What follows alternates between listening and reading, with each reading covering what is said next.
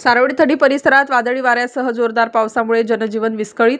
वादळात झाडे उन्मळून पडली, घराची पडझड. निफाड तालुक्यातील सारोळे थडी परिसरात अवकाळी पावसाने थैमान घातले असून जोरदार वादळी वाऱ्यामुळे अनेक ठिकाणी झाडे उन्मळून पडली आहे, तर काही ठिकाणी घराची पडझड झाल्याने काही कुटुंबीय उघड्यावर आल्याचे पाहावयास मिळाले.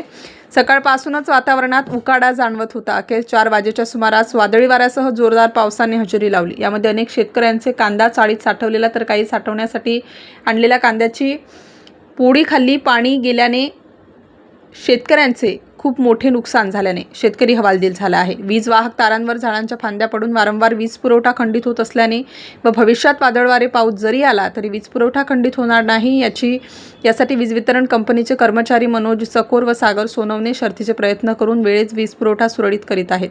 तर आज विवाह मुहूर्त असल्याने अनेक वऱ्हाडी मंडळी व वधूवरांची पावसामुळे गैरसोय झाल्याने हिरमोड झाला.